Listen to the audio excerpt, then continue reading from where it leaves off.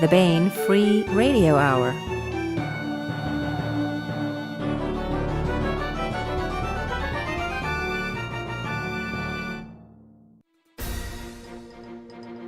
On the podcast, powers of 2 to the logarithmic extreme of entertainment. Ichor from hell and liquor from a star drive still.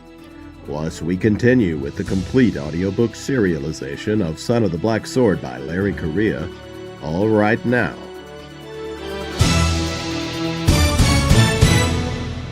Welcome to the Baen Free Radio Hour podcast. It's an honor to have you along. I'm Baen Senior Editor Tony Daniel.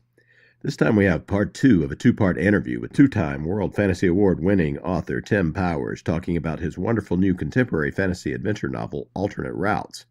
This is a fun book with Tim's amazing conception of ghosts that follow their own mad logic and always stick to it, which is the only way our hero can defeat them in the end, if he can.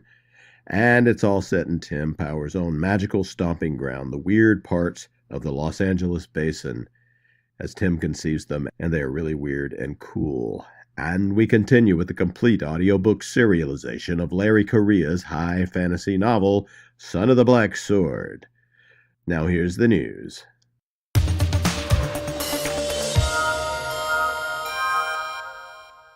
We have 2 new e-arcs available for August. Now an e-arc is the curve a golf ball takes when driven on the moon, and then gobbled up by one of those giant blind dust worms, which the astronauts failed to inform the public about.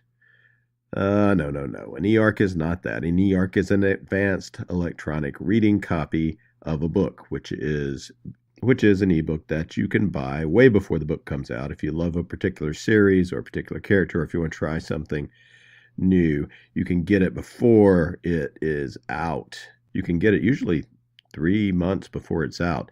These are November print books that are out now in August. This month, in e-arc form, we have a new novel in John Ringo's Black Tide Rising series. This is The Valley of Shadows by John Ringo and Mike Massa. From his corner office on the 44th floor of the Bank of the Americas Tower on Wall Street, Tom Smith, Global Managing Director for Security, could see the Statue of Liberty, Battery Park, and a ravening zombie horde. Good thing Smith, late of the Australian Special Forces, isn't the man to give up easily. But saving civilization is going to take more than the traditional banking toolbox of lawyers, guns, and money. It's going to take a guy with Smith's latent capabilities. Also in e-arc right now is A Pillar of Fire by Night by Tom Kratman. This is part of Tom's Carrera series and the sequel to The Rods and the Axe. Carrera's held off his enemies coming by sea from the north, in the process dealing the navy and the amphibious forces of the Zong Empire a stinging defeat. Now, though, his adopted country of Balboa is under assault from the east, from the south, from the west, from the air, and from space. It's beginning to look like the game is up for Balboa and Patricio Carrera. But Carrera's been planning this war for 15 years. He certainly hopes his enemies think that they're winning. The Valley of Shadows by John Ringo and Mike Massa, and A Pillar of Fire by Night e-arcs are now available exclusively at Baen eBooks. Go to Baen.com and check them out.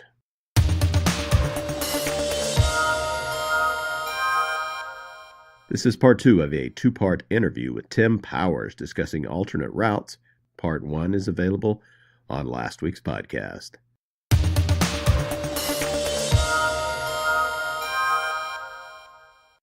I want to welcome Tim Powers to the podcast. Hello, Tim. Hello, glad to be here. Tim Powers won the World Fantasy Award twice for his critically acclaimed novels Last Call and Declare. Declare also received the International Horror Guild Award. His novel On Stranger Tides was fun, and Tim also won a couple of Philip K. Dick Awards. Was sold to Disney for the movie franchise installment Pirates of the Caribbean on Stranger Tides. His book, The Anubis Case, won the Philip K. Dick Award, and it's considered a modern science fiction classic and a progenitor of the steampunk genre, which I totally agree with. Tim won the Dick Award again for straight science fiction post-apocalypse novel Dinner at Deviant's Palace. Baen recently published Down and Out in Purgatory, the collected stories of Tim Powers, and that book now is a World Fantasy Award finalist. We'll find out later what happens with that. Knock wood. Yeah, coming out, I believe it's next. Did we put it in spring? I think we did. It's going to be the mass market of that as well. So We have that to look forward to. Out last month was a new edition of Expiration Date, which is part of Tim's Fault Line trilogy, right? Yeah. Yes. And upcoming will be our earthquake weather in the fall. But out now, we have a new Tim Powers hardcover out called Alternate Routes. This is an all-new book. It's cool, creepy, super fun, action-filled, supernatural adventure novel by Tim. Tim Powers grew up in Southern California, still resides there with his wife, Serena. So I always picture ghosts as being these kind of revenant apparitions who think they're the person they're a ghost of, but in fact are these semi-imbecilic cast-off snakeskins, which living people can find useful. Locust. I saw a cicada skin yesterday, and it kind of reminded me of one of your ghosts in a way. Yeah, if you picture that cicada skin getting up and starting to crawl around and imagining that it is the original cicada, that would be it. And, of course, living people find it useful to conjure these poor creatures because they have no discretion. The ghosts don't. A secret the living person kept all his life, the ghost might just unthinkingly babble out, because the ghost really will have virtually all of the living person's memories cast off in that sort of, as I say, ROM form, read-only memory. One of them, and they could be dangerous as well, because one of them almost are sort of a monstrous being from this world of expanded possibility they inhabit, almost gets Vickery with a they're big dangerous. yucky tongue. Yeah. You don't want to speak to them in complete sentences because that lets them get a fix on you. And in their idiot way, they can, by means of shooting their tongue out at you like a chameleon or something, they can, at least momentarily, reverse places with you. So it's them looking out of your eyes, and you're in this ephemeral form, which is the ghost's form. And so at the Transportation Utility Agency, when they're interviewing, interrogating ghosts, they have three guys, each of whom reads one word of a sentence in sequence so that the ghost doesn't have a chance to fix on any specific person. But in a crisis, our man Vickery does speak to a ghost in complete sentences, and if it wasn't for the intervention of the woman accompanying him, God knows what might have happened to him. He might have disappeared with the ghost's form, and the ghost would have kept on inhabiting Vickery's form. Interestingly, she attacks it with math. Right. Yeah, because bullets won't work, of course. Yeah, bullets would be no good. But ghosts are a consequence, an effect of expanded indeterminism, so that in the current, in the field, things are possible which are not quite possible in normal life. For example, if you have a string hanging over a quantity of water in a jar, but the string isn't quite touching the water, it'll still get wet because the water drops will arc up to the string, which isn't possible in normal life. But in the expanded possibility field, things like that do happen.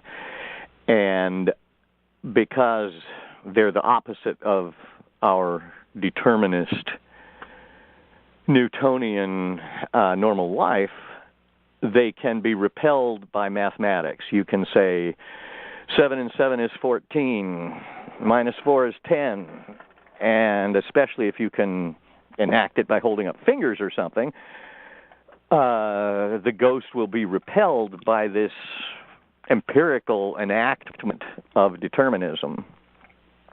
So yeah, if you're ever cornered by a ghost, try reciting the multiplication tables. If I'm right, that will drive him away. And then after the ghost eats my soul, I'll be like, well, Tim Powers said. this Yeah, would work. I'm going to get back to Powers on this. That's right. I'm going after it. Yeah. Terracotta, who is one of the bad guys, and our immediate bad guy near the start. He is an interesting fish. The way you describe him, and one of the things is he really likes this Tennyson verse, let the great world spin down the ringing grooves of change. Right. Which he equates with determinism, and he thinks it's an illusion, any kind of free will. Right. Kind of reminds me, and he's sort of like one of these vicious atheists that want everyone to understand that there ain't no free will. Right. Yeah, a real materialist atheist has no room in his philosophy for the idea that we have free will, that a person can choose freely to have a beer or, on the other hand, have a Coke. The atheist materialist would say the one he chooses is as inevitable as which way a rock rolls in an avalanche. The rock might imagine it has free will to choose to go left or right, but of course it's all just physics. And a real atheist has no choice but to say your business partner embezzling all the company's money is no more something that you can blame anybody for than if a wasp stings you or a brick falls off a building in an earthquake and breaks your arm. It's all just physics. And in fact, Bertrand Russell states this very clearly in a book called Religion and Science. He says that the idea that anything that goes on in our minds has any connection with anything our body does is purely a delusion. Of course, according to him, he would say he had no choice but to say that. I always want to throw a cup of coffee in his face and say, hey, don't blame me. It's just physics, man. Blame the Big Bang. That's where it all came from. Just a tune being played on my ukulele. Yeah. In fact, according to that point of view, the Big Bang is the ultimate author of Shakespeare's sonnets, which makes it a very literate Big Bang. Yes. Well, the Terracotta, the way you describe him, and the way that he's because he believes in nothing and has sort of a void for his soul, it's opened him up for some rather nasty things to get inside of him. He reminds me of one of the men from the C.S. Lewis book, The Hideous Strength, or The Hideous Strength. That guy Frost, who simply watches himself do things. Yeah, I'm sure I derived Terracotta very largely from specifically That Hideous Strength, which is a book I reread all the time. Yeah. Well, tell us some more about Terracotta's project, as much as we can know about it, to not give too much away about the book. But having, as you noted, sort of emptied his mind, he finds that what happens is the reverse of what Friedrich Nietzsche said. So what Terracotta thinks is if the abyss stares into you long enough, you will look back and return its gaze. You will look into the abyss. And what finally winds up looking into him is, without giving too much away, a sort of chaotic, indeterminist force which first showed up in Crete, in the Mediterranean, in the Aegean Sea, in about, I think, as I recall, about 4000 BC. Specifically, in fact, when King Minos refused to sacrifice the beautiful bull that Zeus gave him, which Minos should have known better. I mean, if the gods tell you to sacrifice this here bull, you really should know enough that you're supposed to do it. But Minos did not, and because of that, this force of expanded possibility, indeterminist chaos came into existence. And Terracotta's researches and the goal of his sort of hijacked identity is to reestablish a connection with that force and let it pursue its own goals. And the connection that has been made is with the freeways. Well, yeah, the connection is that the Daedalus's maze at Knossos in Crete is beginning to, in certain important spiritual ways, become identical with the Los Angeles freeways, or else vice versa. The freeways are in important ways becoming identical with certain core aspects of the labyrinth. This is being fostered by Terracotta's efforts, and it turns out that the two conditions, two situations, the labyrinth on the one hand and our normal world on the other, are approaching one another and being attracted to one another by a force, and the force-carrying particles are ghosts being exchanged back and forth, just as gravity works by the exchange of gravitons and electromagnetism and works by the exchange of virtual photons. In this case, the attraction is being accomplished by the exchange of ghosts back and forth from this world to the afterworld and back, and the exchange of these force-carrying particles is making the two worlds more and more rapidly approach actual overlap.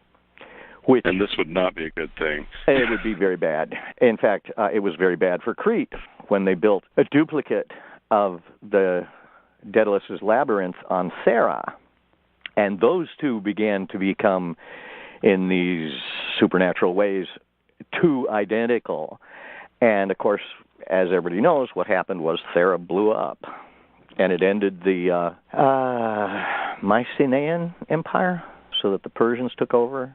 Anyway, it was the end of that whole Cretan empire when Thera blew up, and that looks now likely to happen to Los Angeles if this is not stopped.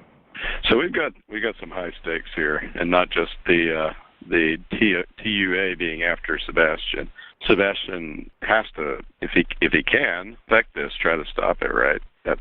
Yeah, and like I always think a lot of my protagonists, he really would rather not. He really would rather that, I don't know, the NSA take care of this, or the FBI. How is it my job? But he finds that there's no way out. It's him or nobody. And, of course, he briefly thinks, well, how about nobody? I'll go to Barstow. I'll come back when it's all over. But he finds that he is not able to make himself do that. With a little help from the woman accompanying him, she kind of nudges his conscience a bit. Yeah, and the thing that he overhears is a portion of a passage from Ovid, which you quote in the book, and it's a wonderful little piece of, I guess you used Dryden's translation of. Yes. It's about the labyrinth, and the idea that Maenad was trying to, well, I guess it's Daedalus. The new arts, his cunning thought applies, the work of nature tries. That's sort of the idea that you can make the world better by your vision of things, rather than letting Daedalus. things. Yeah, Daedalus is always called the artificer, always inventing things such as wings, of course, which didn't work out so well for his son. And, the passage from Ovid is specifically about Daedalus, the labyrinth, Daedalus's escape from the labyrinth, and it winds up being too specific for Terracotta to want people to associate with his enterprise. It turns out that these quotations from the Dryden translation of Ovid, Metamorphoses, is emanating from that other world, other state, other situation, the labyrinth.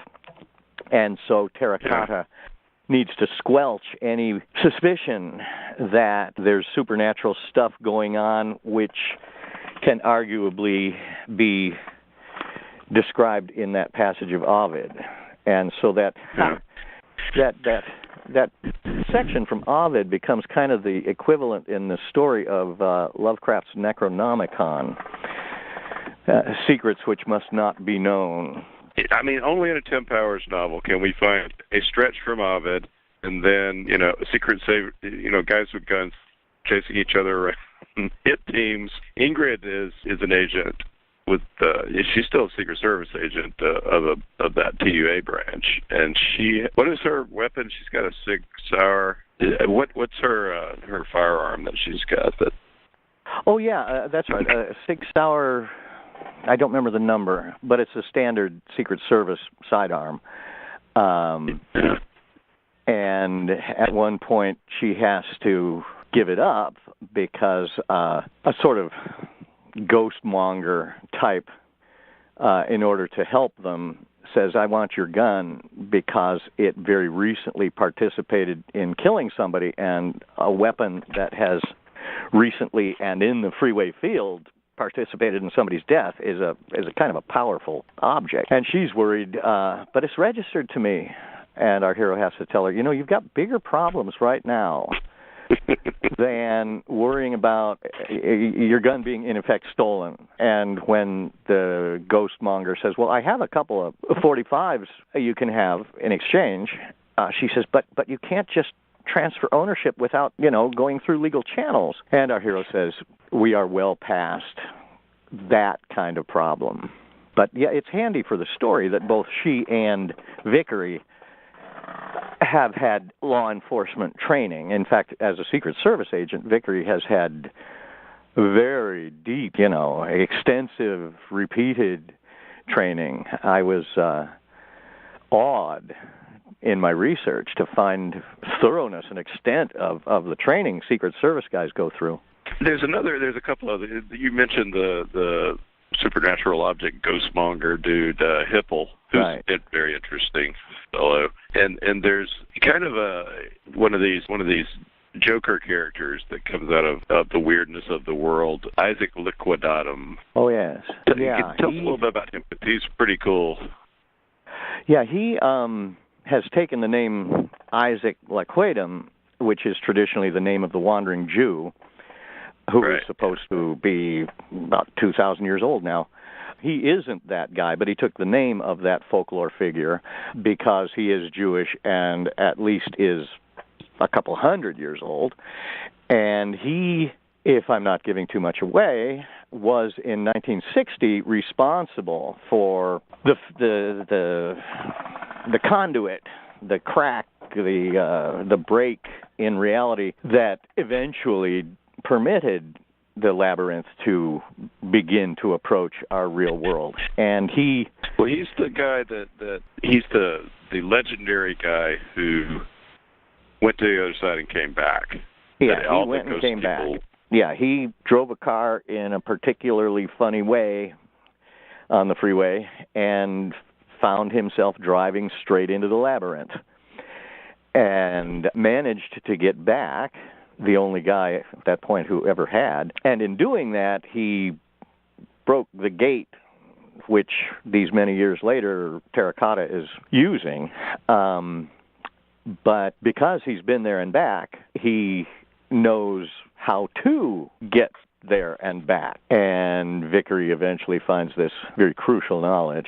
And the way that he dresses is interesting as well.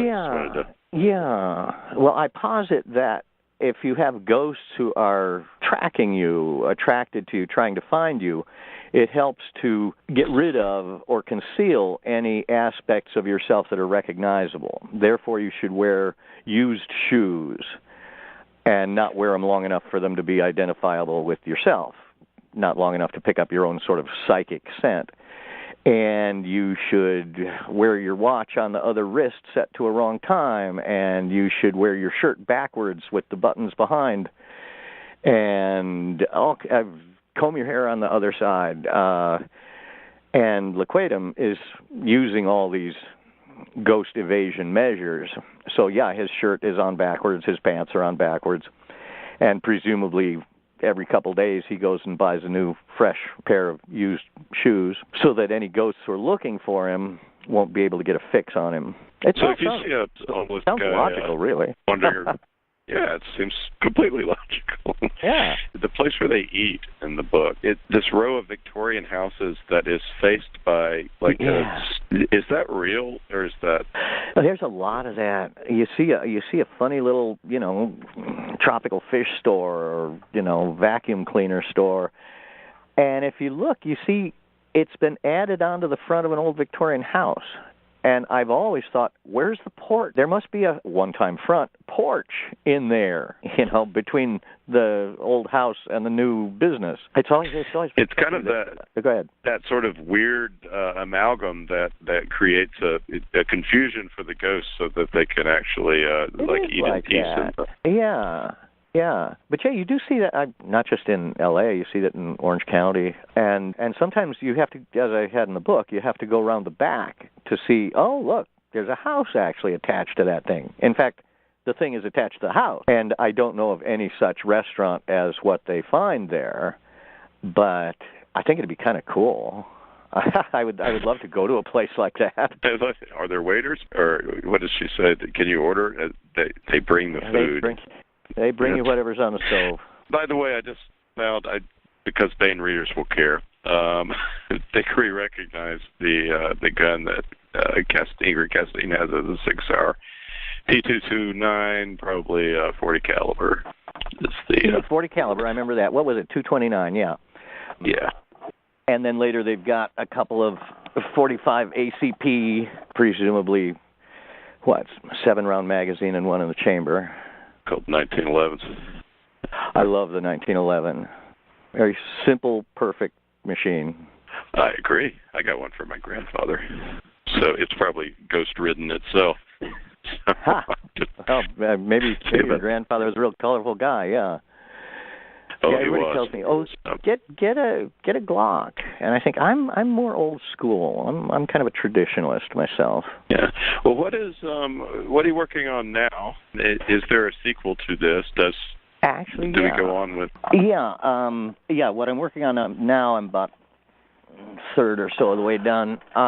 Is in fact a sequel to Alternate Routes. Alternate Routes ends with a sort of peripheral observation, which in this book is taken up. And this book has to do with something Cecil B. DeMille did in the 1920s, which struck me as having a kind of a supernatural motive behind the ostensible mundane motive.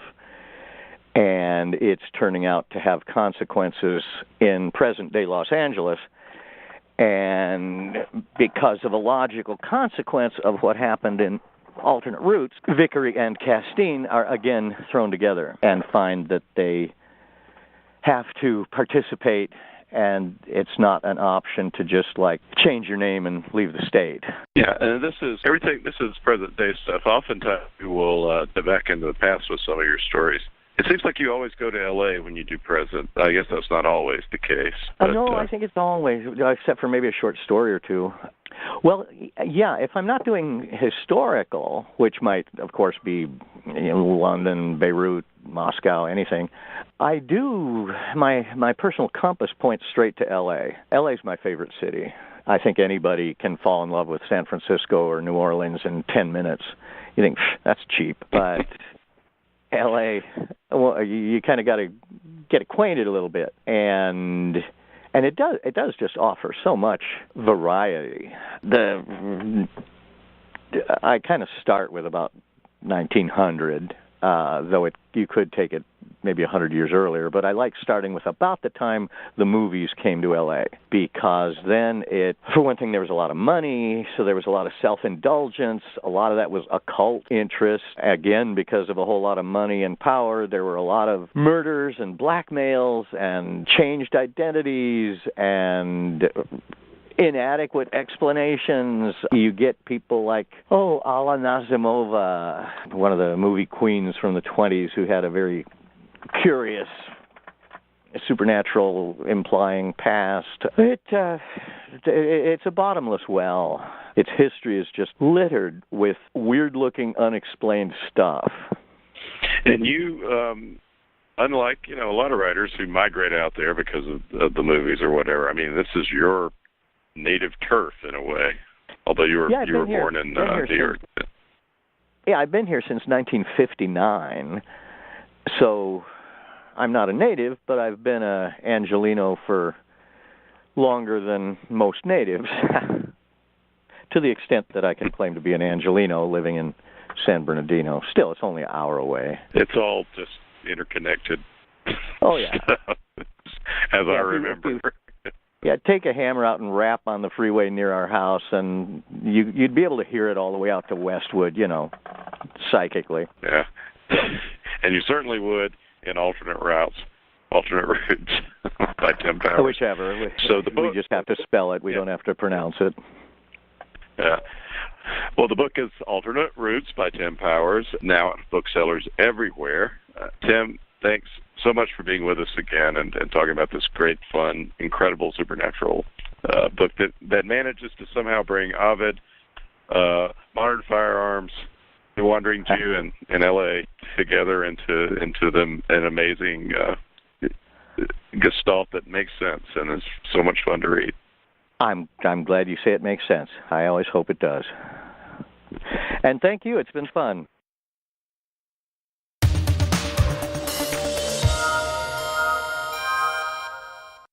This was part 2 of a 2-part interview with Tim Powers discussing alternate routes. Part 1 is available on last week's podcast.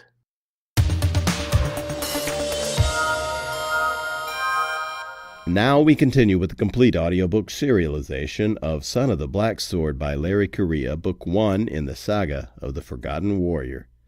After the War of the Gods, the demons were cast out and fell to the world. Mankind was nearly eradicated by the seemingly unstoppable beasts, until the gods sent the great hero Ram Rowan to save them.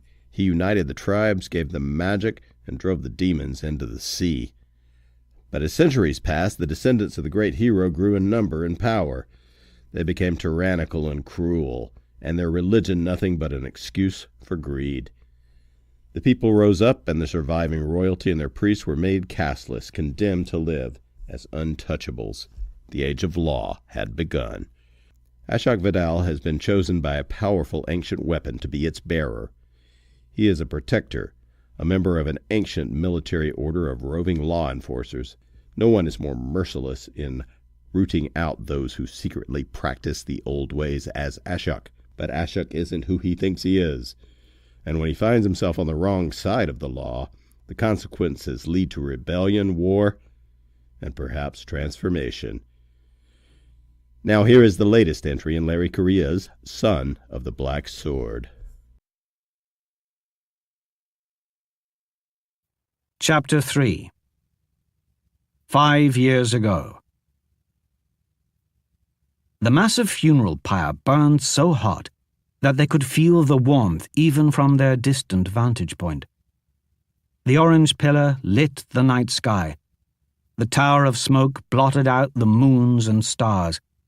Their duty satisfied, the small group of protectors stood on the hillside and watched the bodies burn. It was rare to have so many members of the Order in a single place at the same time, but the capital saw full-blown house wars as serious events, requiring a swift, merciless dispensation of justice. Their battle had lasted a few hours of the morning. It had taken a huge crew of untouchables the rest of the afternoon to gather up all the dead the protectors had left in their wake in order to build that fire. Of course, their instructor took this moment as a teaching opportunity. Since there is nothing beyond this life, why are we required to give respect to the remains of our dead? Mindarin asked his students. It was a rhetorical question, but the inexperienced members of the Order were used to Mindarin constantly asking them questions. Mindarin was known as the philosophical, scholarly leader. Questions and reasoning were his method of teaching. He applied logic to the law so that there could be no misunderstanding its principles. Most of the acolytes found his way preferable to Master Ratul's method of severe beatings and long runs in full armor. Ashok listened, distracted, as the young men rattled off the expected answers, It was tradition to appease the houses, or it was to prevent enemies from defiling the corpses as an insult, which would lead to more strife between families, or even such practical matters as preventing the spread of disease. But because the law requires it, was the primary response. Within the order, because the law requires it, was a safe answer to nearly every question. The law had required him to kill a lot of people today. "Your answers are acceptable, as was your performance here," Mindarin told the students. It was as close to a compliment as most of them had ever received from someone of his status. "Return to camp and rest, for tomorrow will bring new duties for us all." Ashok watched them walk down the hill, heads held high, because today they had made war on behalf of the capital, brought justice to a lawless family, and ended an unapproved house war. They'd fought hard, striking so fast and so efficiently that only a few hundred of their warrior escorts, and not a single member of the order, had died in the battle. Tonight they would celebrate, unaware that this process would never end. Ah, the hero of the day has decided to keep his old teacher company. Mindarin stopped next to Ashok and gestured at the fire. "It is quite the sight, is it not? We taught a valuable lesson today, one that the great houses will not soon forget. They will tremble at the idea of violating the law, and it is all thanks to you." It was nothing. "On the contrary, Ashok, your legend grows with every mission. Our obligations have increased tenfold since you joined us." Mindarin looked around. "Where is your brother?" Devadus took a spear thrust through the stomach and will need time to recover. The last time Ashok had seen him, he'd been in the healer's tent, vomiting up coagulated blood. He should be ready to travel in a few days. "That's what he gets for trying to keep up with you, lad. I saw you fling yourself into their lines. Impressive work. I'm thankful every day that your house obligated you to our order. If we hadn't had you and that sword today, I have no doubt some of my boys would be on that fire. I was only doing my duty, the same as everyone else. You are too humble. I had a teacher who said that all great swordsmen need humility, because humility leads to awareness, and awareness leads to victory. Don't use my own words against me. You may not seek praise, so I should know by now not to waste my time giving you any, but we both know your value to the order," the old master said. "When I was your age, the order was a shadow of what it is today. We were fading, shrinking. You made us important again, effective and vital. You are a weapon, Ashok, a tool of justice. Your very existence has become a warning to all that they must comply with the law. Your reputation is worth more than a legion of inquisitors." Ashok nodded. After the way today's conflict ended, it would be a long time before any other great houses grew so ambitious. All must know their place. Mindarin smiled. It was usually him quoting the law, not the other way around. "Adherence to the law is the only thing that keeps the world from descending into madness. It was the law which lifted man out of superstitious barbarity and brought us into an age of reason. Yet the law is always vulnerable. The law is a dam, and on the other side is an ocean of chaos. If a chip isn't repaired, the dam will crack. Today we simply plugged a leak." The only thing he'd seen leaking today had been blood from thousands of bodies. "I'm not one of the newly obligated children, Mindarin. Spare me the allegories. I do what I must, that's all." "My dam example is a metaphor, not an allegory. Sometimes, though, it is good to repeat the lessons learned in our youth. It helps us keep our minds focused the same way a whetstone keeps an edge on our steel." "You truly can't help yourself, can you?" Mindarin chuckled. Only some of us carry swords that never need to be sharpened." He looked pointedly at Sheathed and Groovedal. "Tell me, 15-year senior, how many men did you strike down today?" Regulations required him to be as exact as possible in his reports, so he trained himself to remember every blow, every cut, every face. 26 violators killed and 34 injured during the battle itself. I estimate half of those may survive their injuries. After House Macau surrendered, I executed another 5 specific officers as per the judge's sentence for fomenting rebellion, as well as their wives and their firstborn sons. That is a terrible burden. It was just another day. The two of them watched the great bonfire in silence for a time. "What troubles you, Ashok?" "Absolutely nothing," he answered truthfully. The old master thought that over before speaking. He was no longer using his instructor's voice, but rather sounded like any other tired old man. "The acolyte's answers were acceptable, but wrong. We know there's nothing beyond life. The fire doesn't go somewhere else when the candle is extinguished. We are meat with a spark of life inside, nothing more. Yet still, something compels us to treat a corpse with the dignity we'd reserve for a whole man." "They are wrong because the law doesn't command us to respect the dead, but rather the law allows us to do something we would be compelled to do regardless, something ingrained into us since ancient times. We honor the dead, so the survivors remember to live." Ashok had never been one for Mindaran's philosophical contemplations. "If you say so.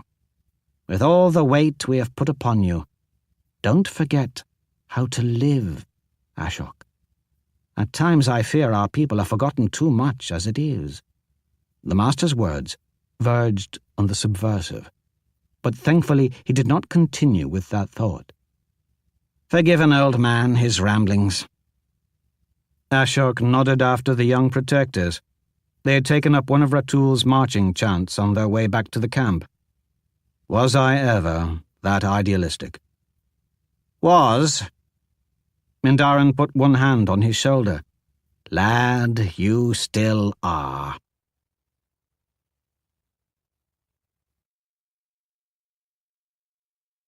Chapter 4. "You know, Ashok, I've seen you fill a lot of graves over the years. But I do believe this is the first time I've ever seen you dig one."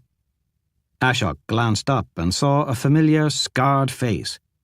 He'd been too focused on his labor to notice the other protector sitting on the rocks above. His old friend could be quiet as a demon when he felt like it. "Hello, Devadas." Ashok had barely finished pushing the last of the dirt into the hole and stomping it down. It was said that the jungle scavengers were very persistent here, so he'd dug the hole deep. "What brings you to this muggy hell?" "Looking for you, among other things." "Who's in the hole?" "Someone who didn't deserve to be eaten by crabs." "We don't dig graves where I come from. The ground's always frozen." "Why are you digging anyway? Doesn't this province have any slaves?" "I felt like digging. That's not illegal." "How long have you been sitting there?" "Long enough to be glad I wasn't born in the worker caste." "Can you imagine toiling under this miserable sun every day?" Ashok stuck the shovel in the dirt so it would stand upright. "Do you think digging endless holes would be so much worse than endless fighting?" "Spoken like a man who has nearly completed his house's obligation. 20 years is a lot of service for the order to wring out of one man." That was meant to goad him. Devadas had been doing this a bit longer than he had. "No wonder you're curious to see how the other castes live." "There were 2 demons." Ashok gestured toward where the alchemists and wizards were butchering the demon carcasses further down the beach. "Big ones, too. If they're getting into the habit of working in pairs, then I look forward to my retirement." 2? Devadas tried not to let his concern show, but he failed. I didn't say digging holes would be worse than what we do, but it would be terribly dull. Devadas slid down the rock, hopped the last 6 feet, and landed effortlessly next to him. Good to see you, brother. The men obligated to the order were sons from each of the great houses, and they all brought some traditions with them. It was one of the small, allowable ways each protector could maintain some of their history. Devadas was a southerner, so he preferred to shake hands rather than bow in greeting. It was probably because in the cold lands you had to wear such a pile of furs to live that nobody could tell if you were bowing or not. Or, as Devadas liked to joke, southerners didn't like to look down because that's when the bears ate you. Devadas's grip was as firm as his own. If I'd known you were in Gujarra, I would have sent for you. I could have used the help last night. I'm not too proud to admit that I only survived by luck. I'll say you did. 2? I hope this doesn't mean the ocean is acting up again. Devadas scanned the surf, but the waters were normal, unclean blue, not the agitated red that often warned of a larger raid. It had been 2 full seasons since the last time their duties had put them in the same province at the same time, but they'd both grown up in the brutal confines of the Order's program. They'd survived the harshest training in the world together and fought at each other's side so many times that it was like no time had passed at all. They didn't look alike at all, with Ashok being taller and darker in both temperament and features, but they had often been mistaken for real brothers of the same house. They might not have had the same father, but they had the same swordmaster, and to a protector, that was nearly the same thing. A pair is an anomaly, but it's not unheard of. Looking at your face, those demons must have beaten you like a practice dummy. It was the sort of blunt assessment that could only come from an equal in station. An inferior would not have been so honest, and a superior probably wouldn't have cared. You look awful. And that was with having most of the morning to allow the heart to help him recover. It took a long time to dig a hole when one arm was so battered that the elbow didn't want to bend. It was a good fight. You're not usually one to put comfort over presentation. These Gujarans are going to think the order's gone sloppy. Why are you out of uniform? All of them were hard as nails, but Devadas was the southerner, and he'd still arrived in this awful, sweltering, chafing jungle, dressed in the full regalia and armor of the order. Where's your armor? Ashok pointed toward the pile of steel and leather resting in the shade. His ancestor blade was sheathed and lying across the top of his damaged armor. Devadas's eyes lingered on the mighty sword just a moment too long. I still can't believe you just put that sword on the ground like that. Devadas said incredulously. Sometimes you need to. It isn't welded to my hand. But still, what if someone tries to pick it up? They'd immediately regret it, and Gruvadal is easily displeased. If I possessed such a thing, I would never put it down. It seems disrespectful. But practical. If it feels dishonored, it'll abandon me. I'll die in battle, and then it will pick a new bearer. I didn't choose Angruvadal. It chose me. Ashok explained for the 1,000th time. Devadas might have been jealous of the sword's power, but Ashok was the only one who understood the particular burden that came from bearing an ancestor blade. It's mighty, but it is still only a sword, Devadas. Religion is false and illegal, so don't start worshipping it. Coveting a holy relic is a serious offense, Devadas snorted. I'd have to arrest myself. Sorry. He knew exactly what Devadas was thinking about, and experience had taught him it was best to change to a lighter subject before his brother fell into one of his dark moods. I don't know how whole men live in this place. I was dying inside my armor. Remember Pratosh from the program? The kid with the lazy eye?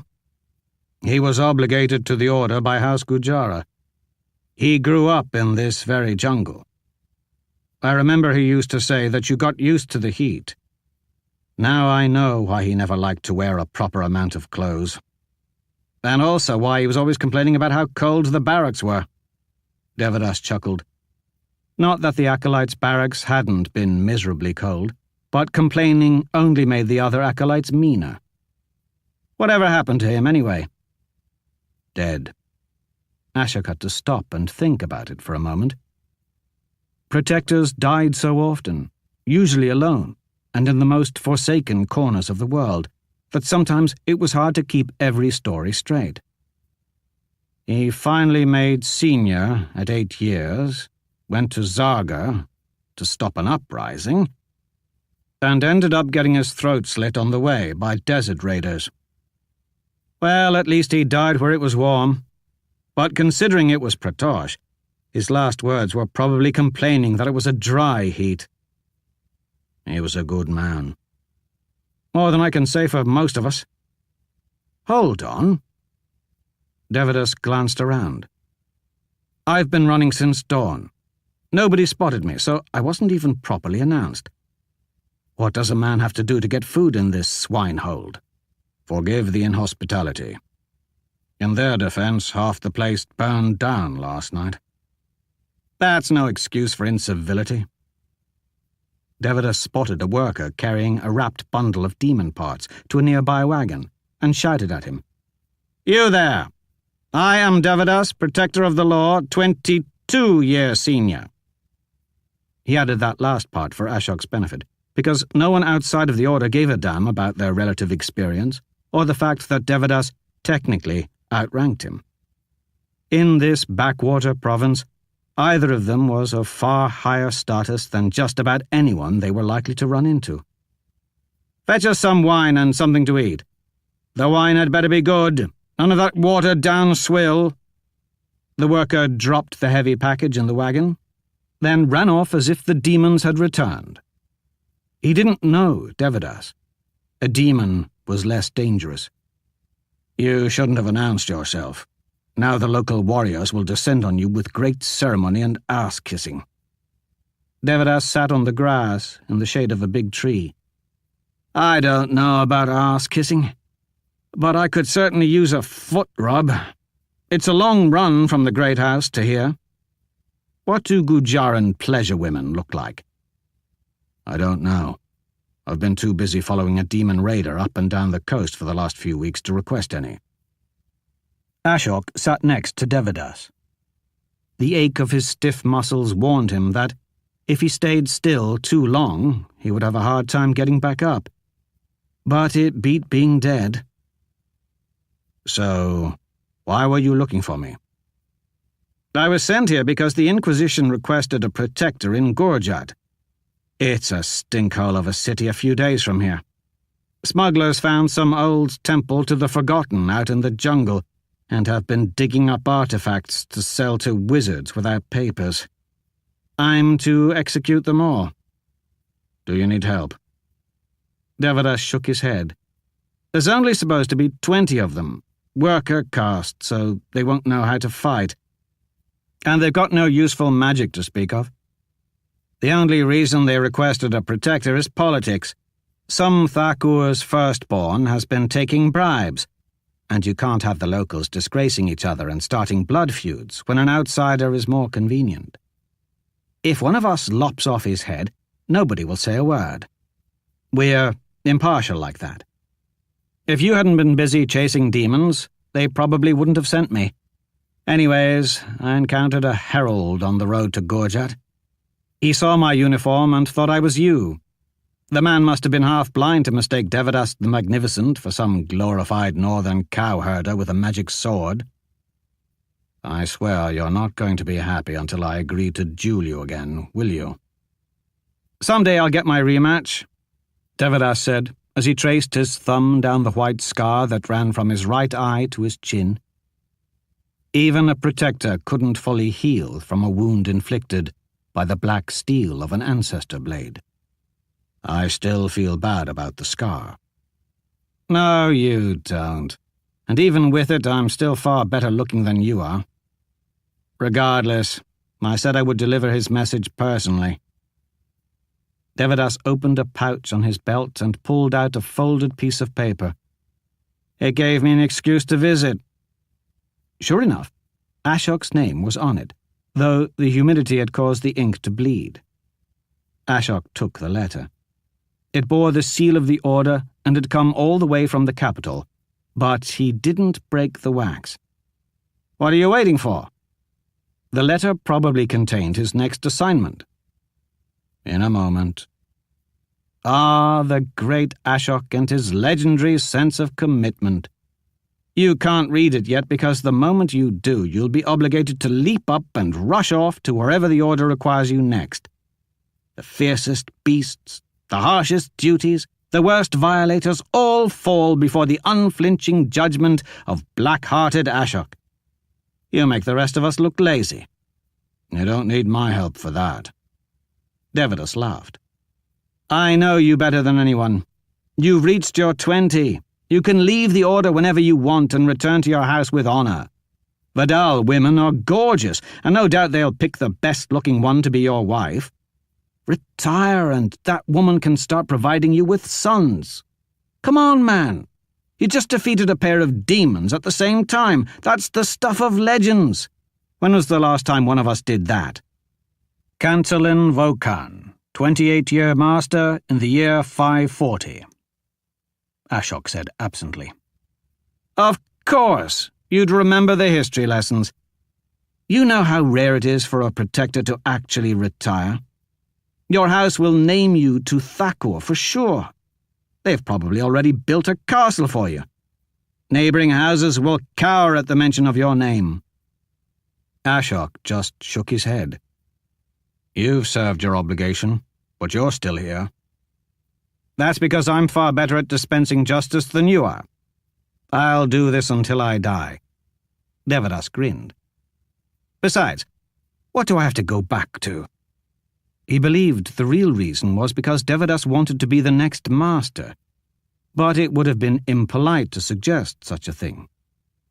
The law declared its protectors were not allowed to have personal ambition. Ambition got in the way of following orders. Ashok tried to change the subject. So, do you have any news of the civilized world? By civilized, you mean your house? Ashok had only been a small child when he'd been obligated, and protectors were never dispatched to deal with lawbreakers in their own house so as to prevent bias. So it had been a long time since he'd been to his ancestral lands. I barely remember it at all. The sword probably remembers more about Vidal than I do. Ah, mighty Vidal, jewel of the houses. I was there last season when House Vokan got uppity and tested your western borders. You didn't miss much. There was a rout. Your Aunt Bidea still rules. Your cousin Harta is said to be the finest orator in the capital and has the judges dancing like puppets on a string. The women are pretty. The sun shines every day. Crops grow year-round, and everyone is fat and happy, awaiting the return of their legendary son so he can bring home the family sword. What else do you want to know? Open the damned letter. What of your house?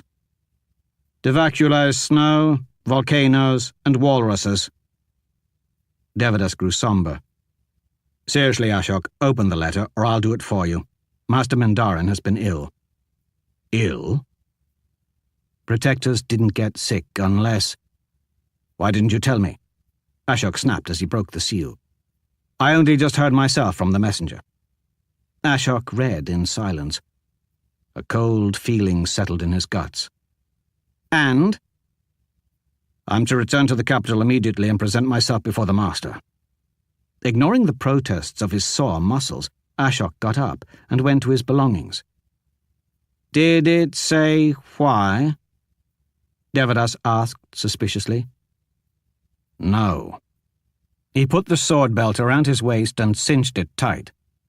In this heat, 50 pounds of armor would travel faster in a pack on his back than on his body. He'd make much better time that way. It was about 100 miles to get out of the jungle and to the Gujaran's next real town. On foot, through this terrain, if he called on the heart of the mountain and pushed himself to exhaustion, he could be there tomorrow afternoon. If they didn't gift him with a team of swift horses there, he'd confiscate some. Riding them nearly to death and switching mounts at every settlement along the interior this time of year with dry roads, he could be at the capital in less than 3 weeks. I recognize that face. As is said, when duty calls, Ashok does not hesitate. Devadas didn't seem inclined to get off the grass or leave the shade. Mindaran is dying, isn't he? This letter was written a month ago. He may already be dead. Ashok saw that the worker Devadas had yelled at earlier was returning with a wineskin and a basket of food. He snatched the skin from the red-faced and gasping inferior and took a long drink. The wine tasted almost as brackish as the water here. Then he tossed it over. Devadas caught the skin, took a drink, and then spit it out with a grimace. "This is the good stuff." Ashok took a few rice balls out of the basket and then snapped at the worker. "I require a travelling pack, a few days' rations, and one of those silks to keep out bugs and snakes while you sleep. What are you waiting for? Move!" Ashok kicked the man in the leg for emphasis. He immediately dropped the basket and ran for his life. The inferiors were odd here. The casteless took up spears, the warriors didn't want to fight demons, and the workers were high-strung. Ashok hadn't even kicked him hard. "If Mindaran is on his deathbed, and he sent for you—" Devadas left that thought hanging. "I'm sure it's for something else. There can only be one reason they'd call you back to the capital now." Ashok shoved a rice ball into his mouth and began chewing as he gathered his belongings. If his mouth was full, he wouldn't have to answer. He knew Devadas had dreams of leading the order. Ashok simply wanted to fulfill his responsibilities to the law, nothing more. "I received no summons. They're going to promote you to his office rather than me." Devadas was silent for a long time. Then he gave a bitter laugh. "Of course, a son of the finest of the great houses, who has a home to return to and a sword that destines him to rule it. Why not give him one more honor? What's a promotion to a man like that? But for a man who has sacrificed just as much in service to the law, who has no house to return to and no future except for servitude, who could use such a title to rebuild his family name? To a man to whom such an honor would mean everything, it is not granted." Ashok choked down the too dry rice and regretted tossing aside the wine. "It's not a contest." "Of course not. There can be no contest with Ashok the Fearless." Devadas raised his voice. "Because when you fight Ashok, all of his ancestors fight with him. I've done just as much as you have for the Order. Only I've done it with the strength of my own arm, not that of the 50 generations who came before." He didn't like when Devadas fell into one of his moods. "We all have a place in the law. Accept yours, Devadas. There's comfort in that." "That's easy for you to say." "I don't know why I've been summoned, but if it's to take Mindaran's place, so be it. I don't want his authority. You know I never have. However, I'll do whatever I'm commanded, and I'll ask for nothing in return." "Your obnoxious inability to lie annoys me to no end." Devadas sighed as he stood up. "But it also makes it impossible to hate you." Several warriors were hurrying their way, and one of them was carrying a large marching pack. It was still dark with sweat from the soldier it had been confiscated from. "I must go." He looked at his brother, and as was the custom in Vidal lands, gave a deep, respectful bow. Devadas returned the gesture. When he lifted his head, Ashok said, "Believe me, Devadas, if it were up to me, I'd much rather they picked you." "I know. So who's in the grave, Ashok?" "I buried a casteless." "Did you kill him?" He killed himself through disobedience. What an odd thing to waste your time with. Devadas kicked at the freshly turned dirt. Why would you do that? Ashok didn't actually know the answer. Farewell, Devadas. Until we meet again, brother.